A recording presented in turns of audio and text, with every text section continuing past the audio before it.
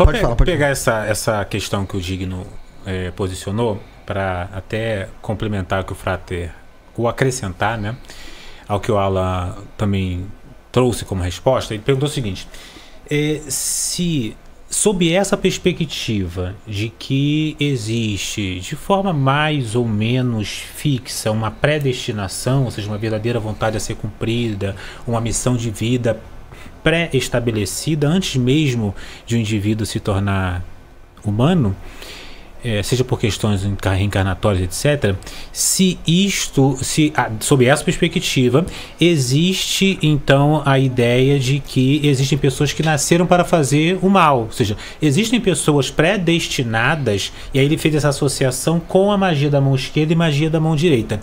Aí só posicionaria dois elementos, tentarei ser breve. O primeiro deles é que não necessariamente ou exclusivamente o que a gente vai falar em filosofia esotérica de magia da mão esquerda é algo negativo.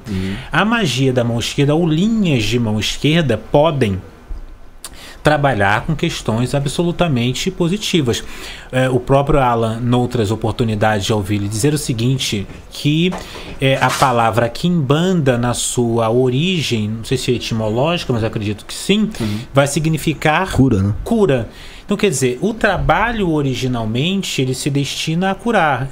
E como a um cura todo, pode ser a cura espiritual, emocional, financeira, social, familiar. A cura não é só saúde, exatamente, das mais diferentes. Então, quer dizer, mesmo que a gente considere que a quimbanda é, em linhas gerais, algo ou um aspecto do que se pode chamar de linha de mão esquerda, embora seja muito delicado ficar colocando as pessoas e as linhas numa caixinha, ainda assim ela pode e certamente faz bem aos seus seguidores, embora também possa se propor a outras coisas. Bem, nesse sentido, o que a gente vai chamar de mão direita também pode vir a cometer atrocidades, pode vir a cometer muitíssimos erros.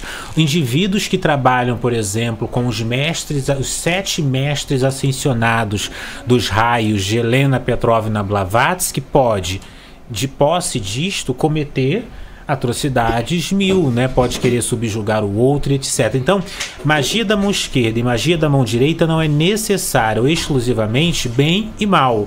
Então, tudo tem que ser analisado dentro da sua especificidade.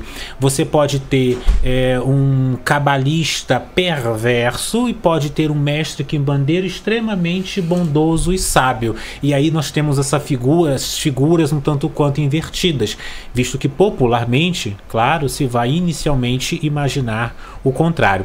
E sobre a predestinação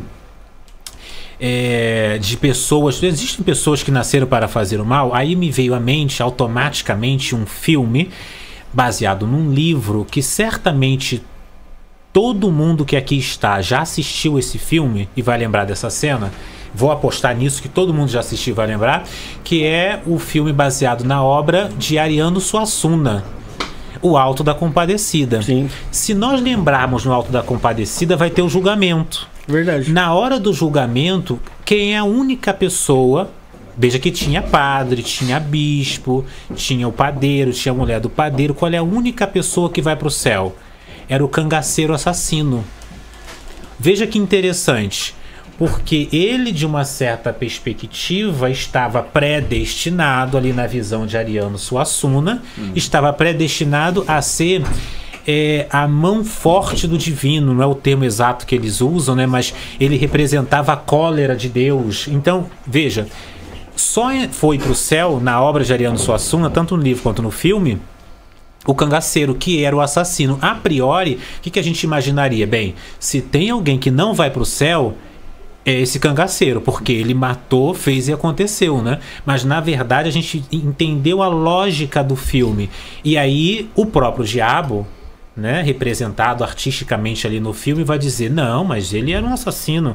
E aí Maria, acho que é o próprio Jesus sai em defesa do assassino e vai dizer, não, ele quando era criança, entraram os policiais, por isso ele se tornou cangaceiro, ou seja, ele era antes, né, polícia, entraram quando ele era criança na casa dele, mataram a mãe e o pai, ele teve que se fingir de morto para sobreviver, e a partir daí ele passou a ter problemas A gente entende isso. Ele passou a ser uma pessoa perturbada.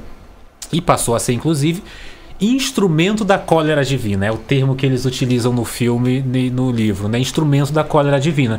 Então veja, de uma certa maneira, o cangaceiro estava predestinado a ser uma pessoa aparentemente má, mas essa predestinação fazia parte de um contexto que fez ele se salvar. Enquanto que o padre e o bispo se dedicavam aparentemente ao bem a vida toda, desculpa, vocês não podem ir para o céu, estão todos errados. Eram pessoas boas, eram sacerdotes e etc. Ninguém foi para o céu, só o cangaceiro.